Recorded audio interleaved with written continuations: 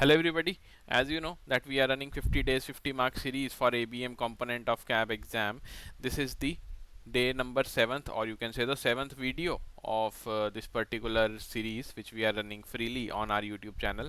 Objective, as you know, it is to obtain 50 plus marks via these videos and plus obviously your practice will also be there. सिर्फ videos देख के तो आपके score नहीं आएगा, इतना प्रैक्टिस भी करना है आपने, मॉक्स अपने जो हैं वो अच्छे से रिविजिट भी करने, जो जो गलतियां कर रहे हो आप मॉक्स में.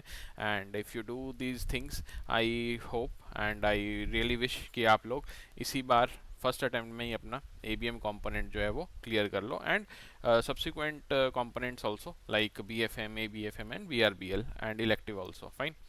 And in order to help you out for the compulsory subjects of CAB exam, we have come up with CAB 2024 master course, जहाँ पे आपके ABM, BFM, ABFM और BRBL का comprehensive coverage मिलेगा आपको. 20 plus live classes will be there which will be starting in November. जैसे exam आपका पास में आएगा शेड्यूल आपसे शेयर हो जाएगा. 400 plus concept classes are there, recorded videos हैं जिनको आप देख सकते हैं. And after that you must also visit your book, that is IIBF. वहाँ पे आपने ऐसा नहीं है कि पूरी की पूरी बुक पढ़नी है या फिर आपने जो चैप्टर है वो पूरा का पूरा पढ़ना है वहाँ से.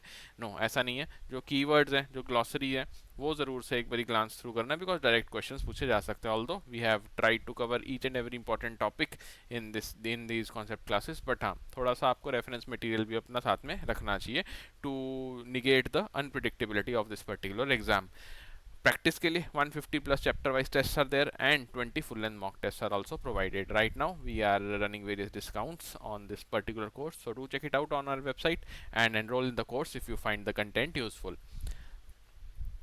Okay, तो आज के टॉपिक पे आते हैं. That is your unit number 5 time series. यहाँ से हमने जो टॉपिक एक्सट्रैक्ट किया है which is important according to us, it is the trend analysis and forecasting techniques. Fine.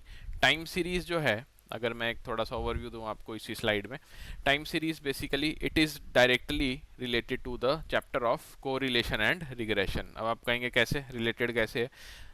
As you have studied in your correlation topic that we study the relationship or the strength of relationship between two variables, है ना.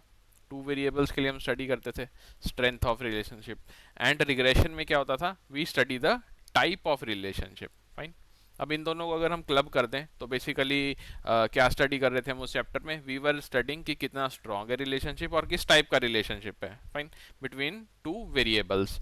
Time series में क्या रहेगा, वो जो दो variables की हम बात कर रहे थे उनमें से एक वेरिएबल जो है it will be fixed and another variable will be given in the particular question और इन द पर्टिकुलर कॉन्सेप्ट. जो फिक्स्ड वेरिएबल है that will be your time. Okay, तो इसीलिए मैंने बोला कोरिलेशन एंड रिग्रेशन से थोड़ा रिलेटेड है and it is almost you can से a part of this particular you can से concept that is correlation and regression. एक वेरिएबल जो है वो आपका टाइम रहेगा, second variable will be you can से it can be anything. Number of units हो सकता है, नंबर ऑफ अप्लायंसेज हो सकता है, नंबर ऑफ कस्टमर्स हो सकता है and so on. Fine. So the topic as you know, trend analysis and forecasting techniques. Trend analysis में हम क्या क्या पढ़ेंगे, the various types of trends which are there. Okay, जो ट्रेंड्स हैं कौन से टाइप्स के हैं एंड उनको एनालाइज कैसे करना है. फाइन. फार्मूलाज हैं, जो सेक्युलर ट्रेंड है उसके अंदर फार्मूला भी यूज़ होगा and there is RMA method also जो कि आपका सीजनल वेरिएशन में आता है. Plus forecasting techniques, very small topic I would say. 3 types of techniques are there which we will study in this particular lecture. So let's get started. सबसे पहले time series analysis और forecasting का difference क्या होता है, थोड़ा सा overview होना चाहिए हमारे पास सो दैट चीज़ें अच्छे से समझ में आए. Time series is a set of observation collected at successive points in time और ओवर दी सक्सेसिव पीरियड्स. मतलब एक सेट ऑफ ऑब्जर्वेशंस है. फाइन. ऑब्जर्वेशन कौन सी हो सकती हैं, कोई भी ऑब्जर्वेशन आप बोल सकते हो कि कोई colour, there are an number of colours in this universe, उनको आप ऑब्जर्व करना चाहते हो. There are an number of situations जिनको आप ऑब्जर्व करना चाहते हो, या फिर there are number of customers in a bank जिनको आप ऑब्जर्व करना चाहते हो. फाइन. तो उनका जो सेट ऑफ ऑब्जर्वेशन है उनको आप कलेक्ट करोगे सबसे पहले और पर्टिकुलरली टाइम डोमेन में रख के उनको एनालाइज करोगे. Fine. Then you can say that we are talking about the time series. Time series analysis क्या होती है, it aims to analyze and summarize the existing time series data to study various patterns and trends. Okay, time series में क्या होएगा, it will be set of observation. किस चीज़ की कौन सा सेट होएगा, there will be various observation distributed over a period of time. And time series analysis basically इस time series को स्टडी करना. नाउ टाइम सीरीज फोरकास्टिंग क्या होगा. अभी तो टाइम सीरीज में हमने देखा कि टाइम सीरीज के अंदर आप क्या करते हैं, you tend to study. Okay, study क्या करते हैं, जो आपके पास डेटा है, data in hand you can say. Time series forecasting में क्या होगा, you have the data with you, fine, एक पर्टिकुलर डेटा सेट होगा आपके पास, but you are not studying that, you are observing that particular data and interpreting for the future. Interpretation जो है आपका वो फ्यूचर के लिए है, fine. So time series forecasting aims to predict the future trends और values based on the old data points और clustering them into groups. Data को आप स्टडी कैसे भी कर सकते हैं, या तो आप सिंगल डेटा पॉइंट स्टडी करो या फिर ग्रुप्स में रख के डेटा को एक डेटा सेट की तरह स्टडी करो, फाइन. तो ये है आपका basic difference between time series analysis and forecasting. अब यहाँ पे कुछ वेरिएशंस भी होती हैं टाइम सीरीज में जिनको हमें स्टडी करना है, जो कि ट्रेंड जो ट्रेंड एनालिसिस है उसका एक पार्ट रहती है.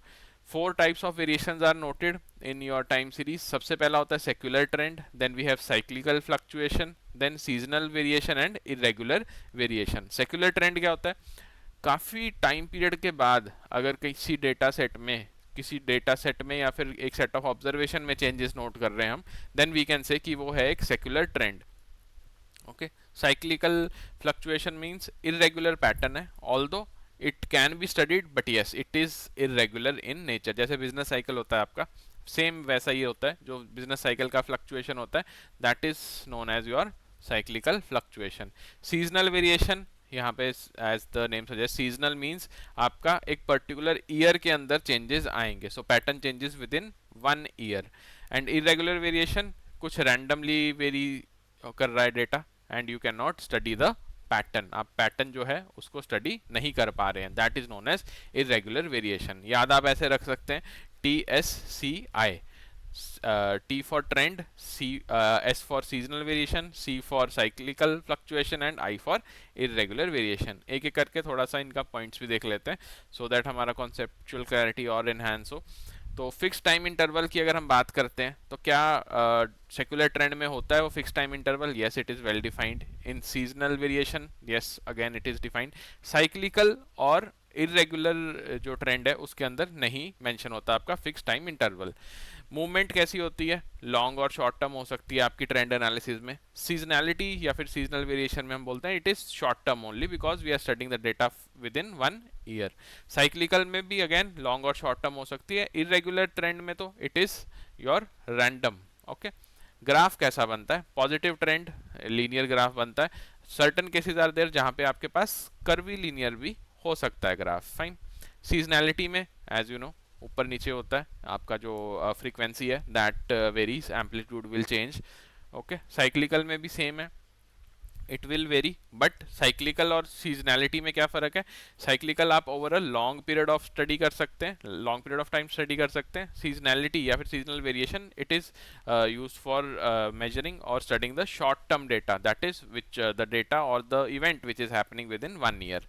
इरेगुलर में आपके पास जो ग्राफ है that will be irregular in nature. Example क्या क्या है, ट्रेंड में, सेक्युलर ट्रेंड में क्या होता है, growth in sales over time, एक पर्टिकुलर टाइम पीरियड के अंदर सेल्स में कितना ग्रोथ मिल रही है एंड वी आर एज्यूमिंग कि आपके पास जो ग्रोथ है it will be a positive growth. अगर हम ये एज्यूम करते हैं then we will have a secular trend with a positive trend. Okay, growth of ice cream sales every summer. Okay, अब ऑल्दो विंटर में भी हो सकती है सेल तो, but relatively we can say कि समर में ज़्यादा होती है एज कम्पेयर टू विंटर, तो सीजनैलिटी हम यहाँ पे मेजर कर रहे हैं. Then fluctuation of your economic growth. Economic growth you can not say कि आपका जो इकोनॉमिक ग्रोथ है वो 2 ईयर्स या फिर 10 ईयर्स के बाद ही आप मेजर करेंगे. No, it can be measured after 2 year और 10 year also, but it can also be measured within you can say 6 months. Okay, तो दोनों केस में यू कैन ईजिली सी कि आपका जो फ्लक्चुएशन है इकोनॉमिक ग्रोथ में कितना हो रहा है. Price of the stock market over time, जब भी आप गूगल करेंगे किसी भी स्टॉक का price you will see this type of graph, ऐसा करके कुछ ग्राफ आता है ना. सबसे पहला जो आपके पास पिक्चर आती है वो ऐसे कोई ग्राफ आता है। तो the stock price can very with in one day, intraday भी चेंजेस आते हैं उसमें। That type of example is for your irregular trend. एक एक करके अब सब देखते हैं हम कि कौन से टाइप्स हैं, थोड़ा सा उसको ब्रॉडन अप करते हैं अपने नॉलेज होराइजन को, and let's study the trend analysis. Trend analysis basically it means determining the consistent movement in a certain direction. Fine, consistent movement हो रही है, you can not say that it is irregular. Fine, irregular नहीं होती है, there is a consistent movement. अगर increase कर रहा है तो it keeps on increasing, if it is decreasing then it keeps on decreasing. Fine, that is known as your trend analysis. दो type के होते हैं, linear and curvilinear trend. Linear trend में आपके पास जो इक्वेशन यूज होती है that is straight line equation. अब एक्स और वाई जैसे यहाँ पे आप देख रहे हो, x y is given, x is also given. X axis पे मोस्टली इन 90% ऑफ केसेस आपके पास टाइम ही रहेगा एज वेरिएबल, एंड वाई का वेरिएबल जो है it will be defined in the question. Fine, तो इस पर्टिकुलर डेटा को स्टडी करने के लिए, इस पर्टिकुलर ग्राफ को स्टडी करने के लिए we will use the straight line equation, that is y is equal to a plus bx, where a and b are your numerical constants. Fine, numerical constants हम इन्हें बोलते हैं। एग्जाम में आपके पास a और b जो है वो या तो गिवन होगा, ओके इन दोनों में से एक गिवन होगा, या फिर दोनों ही गिवन नहीं होंगे और दो इक्वेशंस गिवन होंगी pertaining to y and x, and you will be able to find the values of a and b, और उसके बाद सब्स्टिट्यूट करेंगे इस इक्वेशन में and you will get the desired result or the intercept। Fine, curvilinear trend it is studied using the second degree trends or the parabolic equation। second degree मतलब आपके पास जो linear equation है it is known as the first degree, और no degree भी कहते हैं कई टेक्स्ट इसको, बट नॉर्मली इसको हम स्ट्रेट लाइन को क्या बोलते हैं, it is the first degree trend. हम फर्स्ट डिग्री ट्रेंड जो है वो स्टडी कर रहे हैं। कर्विलिनियर में जो ट्रेंड है, जो ग्राफ है, वो कैसा दिखेगा आपको, कुछ इस तरह का दिखेगा। If this is y and this is x और यू कैन से टाइम, तो आपके पास कुछ इस तरह का ग्राफ दिखता है कर्विलिनियर में। ऐसे हो सकता है या फिर ऐसे भी हो सकता है। ओके, तो पैराबोलिक इक्वेशन यूज करते हैं इसको स्टडी करने के लिए, which is Y intercept is equal to A plus B X plus C X square, जहाँ पे ए बी और सी क्या है, these are your numerical constants. Fine, अब यहाँ पे स्पेसिफिकली आपके पास इनके रिलेशनशिप जो है आपस में गिवन है, तो आपको ये याद रखना है कि अगर सपोजिंगली एक इक्वेशन है ये वाली जो हमने पैराबोलिक इक्वेशन देखी, इसमें से हमें ए बी और सी को फाइंड आउट करना है, तो हम उसे कैसे फाइंड आउट करेंगे। Relationships are given, summation of y is equal to a n plus c summation x square. अब एक्स की वैल्यू जो है वो गिवन रहेगी हर एक क्वेश्चन में, वाई की वैल्यू गिवन रहेगी। एन जो है इट विल वेरी, ओके ये भी आपको हो सकता है क्वेश्चन में गिवन हो, depending on the particular situation की क्वेश्चन में आपसे क्या पूछा गया। Fine, summation of x square y का जो फॉर्मूला है that is a summation x square plus c summation x raise to power 4। B intercept के लिए it is summation x multiply by y divided by summation x square.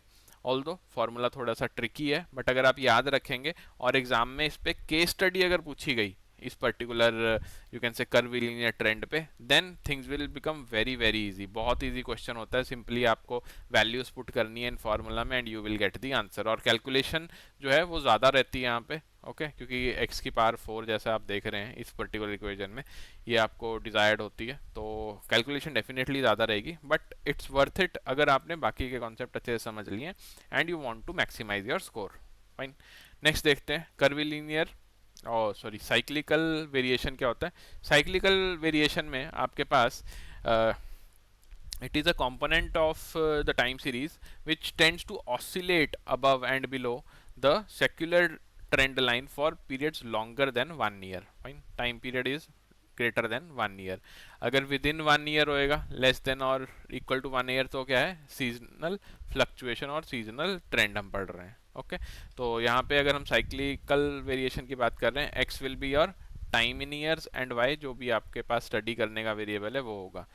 Trend line जो secular trend है which is constantly increasing, okay यहाँ पे increase कर रहा है, इसके अराउंड ही we define the cyclical fluctuation. ये आपने बात याद रखनी है कि जो ट्रेंड लाइन है और द सेक्युलर ट्रेंड लाइन, इसके around we will define all the cyclical fluctuation और सीजनल फ्लक्चुएशन और in some cases irregular fluctuations as well।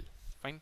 Seasonal variation makes a complete regular cycle within each year and does not affect one year any more than the other. मतलब क्या हुआ, simple फंडा ये है कि आपके पास हर एक साल का अगर आप मेजर करते हैं trend in case of cyclical variation, तो अगर हम उसको फर्दर डिवाइड करें सीजनल और नॉन सीजनल में, तो सीजनल वेरिएशन जो है वहाँ पे आपके पास कंप्लीट एक रेगुलर साइकिल बन जाता है एक पर्टिकुलर ईयर का.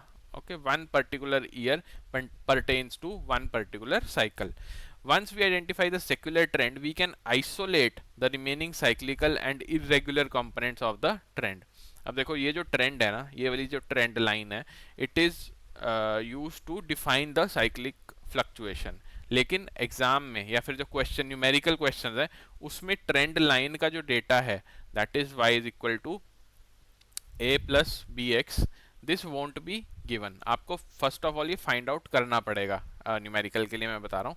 And after you have found out कि आपकी जो ट्रेंड लाइन है उसके अराउंड कौन से साइक्लिकल या फिर इरेगुलर कंपोनेंट्स हैं, then you will try and find out the actual cyclical variation using residual method, जो कि होता है it is a method in time series analysis used to isolate and evaluate the cyclical variation in data. अब यहाँ पे एक important term है that is residuals. Residuals अगर आपसे पूछता है एग्जामिनर, क्वेश्चन आता है थ्योरेटिकल टाइप का, तो और उसमें पूछते हैं क्वेश्चन में कि जो रेजिडुअल्स हैं ये किस टाइप ऑफ टाइम सीरीज में हम यूज करते हैं, then your answer will be cyclical variation. Okay, इतना आपने याद रखना है. रेजिडुअल मेथड अगर आप न्यूमेरिकल में देखें तो it revolve around only one thing कि आपके पास जो y एंड x इंटरसेप्ट्स हैं वो किस टाइप के हैं और आपको कौन सी इक्वेशन यूज करनी है उसमें. फाइन. जैसे जैसे आप ट्रेंड लाइन के अराउंड डिफाइन करते रहेंगे उस एक पर्टिकुलर डेटा को and you tend to isolate, that is उसे एलिमिनेट करना है आपने उस पर्टिकुलर डेटा सेट में से, finally you will get the cyclical fluctuation. Seasonal variation क्या होता है? It is repetitive and predictable. Why? Because it is happening within 1 year. Okay. This can be defined as movements around the trend line in 1 year or less. In order to measure seasonal variation, time intervals must be measured in small unit, days में, weeks में, और you can say months, क्योंकि years की बात हम नहीं करते. It is within 1 year. Eliminating seasonal variation from the time series is known as deseasonalization. ये आपने कॉन्सेप्ट याद रखना है कि यहाँ पे डीसीजनलाइजेशन का मतलब क्या होता है. थ्योरेटिकल क्वेश्चन पूछा जा सकता है कि once you have eliminated the seasonal variation from a particular time series, seasonal variation को अगर आप एलिमिनेट कर देते हो एक सेक्युलर ट्रेंड में से, then the particular data point which you are left with is known as deseasonalization. अब सीजनल वेरिएशन में ही आपका आरएमए मेथड यूज होता है, that is ratio two moving average.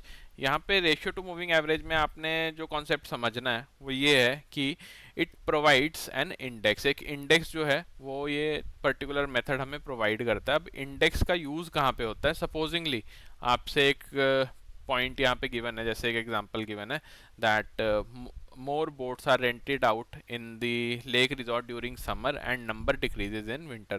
जो बोटिंग है, जो आप बेसिकली लेक्स में जाके या अदर वाटर बॉडीज में जाके सपोजिंगली बोटिंग करते हैं, फाइन, तो यू विल नोटिस कि समर्स में बोटिंग जो है वो ज़्यादा होती है एंड विंटर्स में थोड़ी कम हो जाती है. फाइन, कर तो कभी भी सकते हो, but just for the sake of the example, if 20,000 boats are rented out in a year, the average per quarter should be 5,000.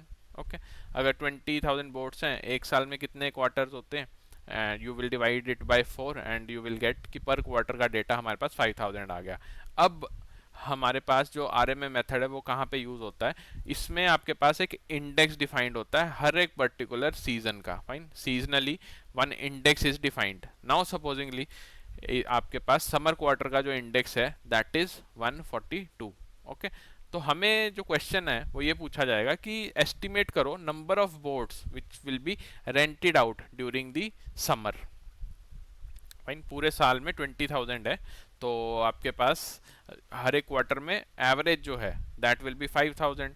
अब एक पर्टिकुलर ईयर में समर भी होता है, विंटर भी होता है, स्प्रिंग भी होता है, ऑटम भी होता है. फाइन, तो आपके पास अब पूछा है कि समर का जो क्वार्टर है उसका, समर का जो गिवन है, जो इंडेक्स गिवन है in your summer quarter that is 142, and you are asked to calculate कि आपके पास समर में कितनी बोट्स रेंट आउट हो रही हैं, देन यू विल से कि आपके पास जो क्वार्टर आया था that is 5000, you will multiply it by the index that is 142 and divide by 100 से divide क्यों किया, because this particular index is based on the mean of 100. fine, direct यहाँ पे theoretical concept है ये which you will use, and आपके पास जो समर में बोट्स रेंट आउट हुई हैं that will come out to be 7100. Okay, तो आरएमए मेथड को यूज़ करके आप क्या करते हैं, एक पर्टिकुलर इंडेक्स जो प्रोवाइडेड होता है इस रेशियो टू मूविंग एवरेज में उसको यूज़ करते हैं and you try to evaluate कि आपके पास वेरियस जो सीजन्स हैं उसके अंदर ट्रेंड कैसा रहेगा, you try to estimate it. Fine, fix value तो नहीं आएगी but you can estimate. Okay, estimation वाले चैप्टर में यू विल सी कि आपके पास पॉइंट और इंटरवल एस्टिमेट होते हैं, then you will understand it more. But हाँ, आरएमए मेथड इतना तो आपको पता होना चाहिए. क्वेश्चन जो है उतने पूछे नहीं जाते हैं ट्रेंड एनालिसिस से, या फिर आप टाइम सीरीज बोल सकते हो जो कि मतलब न्यूमेरिकल इन नेचर हो, बिकॉज न्यूमेरिकल्स काफ़ी बड़े होते हैं इनके, let's be very honest. And अगर इतना लेंथी न्यूमेरिकल है तो it is also not advisable कि आप वहाँ पे बैठ के सॉल्व करो उसे, बिकॉज दो रीज़न है इसके जो मैं आपको देना चाहूँगा. एक तो ये है कि जो फार्मूलाज हैं they are not that simple. Okay, simplicity वहाँ पे नहीं है when you compare it with unit number 3 और theory of probability. And secondly जो आपके पास टाइम है that is very restricted. Okay, अगर आप बुक में भी देखें अपने तो इसको सॉल्व करने के लिए, एक क्वेश्चन को सॉल्व करने के लिए you are supposed to you know go through 5 और 6 स्टेप्स एक पर्टिकुलर इंटरसेप्ट के लिए. तो अगर दोनों इंटरसेप्ट का क्वेश्चन आ गया तो 12 स्टेप्स आपको करने हैं, चाहे आप जितना मर्जी फास्ट उसको करना चाहें. देन ऑल्सो मिनिमम आपको 1 मार्कर या फिर 1 क्वेश्चन को सॉल्व करने के लिए मिनिमम 5 to 6 मिनट्स तो लगेंगे ही लगेंगे. ओके, तो माय एडवाइस वुड बी, अगर तो आपका थ्योरेटिकल कॉन्सेप्ट ब्रश अप कर लिया आपने, then only move on to the numerical portion of your time series chapter. Last topic पे आते हैं, दैट इज फोरकास्टिंग टेक्निक्स. अब फोरकास्टिंग टेक्निक्स क्या होती हैं? The time series forecasting is a technique to predict future values through a sequence of time series data. Fine, time series analysis में या trend analysis में हम क्या कर रहे थे, जो डेटा इन हैंड है, डेटा इन हैंड को हम स्टडी कर रहे थे. और फोरकास्टिंग टेक्निक्स में क्या करेंगे, we will forecast, we will predict the future values. 3 types के होते हैं, AR model, MA model and इन दोनों को क्लब करके ही बनता है आपका कौन सा, AR-MA model. Auto regressive model का मतलब क्या है, जो आपका पास्ट में वैल्यूज हैं, पास्ट वैल्यूज को यूज करके आपने फ्यूचर को प्रिडिक्ट किया. Fine, that is done using your AR model. फिर उसके बाद MA और मूविंग एवरेज में क्या होता है, आपने जो प्रेजेंट वैल्यूज हैं उसको स्टडी किया है to study the overall trend. Fine, overall trend आप स्टडी करते हैं and along with the overall trend, or you can say present values are also part of the overall trend. और इन दोनों को क्लब कर देंगे अगर हम ऑटो रिग्रेसिव और मूविंग एवरेज को, we will get auto regressive moving average model, that is AR-MA model, and it uses the past data to predict current values and the future values. तो इतना आपको अगर पता है इस चैप्टर के बारे में, देन आई होप कि आपके पास जो मार्क्स हैं वो आप स्कोर कर पाएंगे इस पर्टिकुलर यूनिट में से जो भी कॉन्सेप्ट आपसे पूछा जाए. न्यूमेरिकल के लिए अगेन आई वुड से कि अगर आप प्रैक्टिस कर सकते हैं well and good, otherwise you must focus on unit number 3 and 6 if you want to solve the numericals. Okay, if you like the content which we provide on our YouTube channel, you can consider subscribing it. The channel's name is EduTap JIBCIB. अगर कोई feedback है, कोई आप अपना जो भी doubt है वो रिजॉल्व करवाना चाहते हैं, you can drop a mail to us at hello@edutap.co.in. Telephonically, this is the number where you can contact us. कोई भी डाउट है, you can also comment below in the chat section.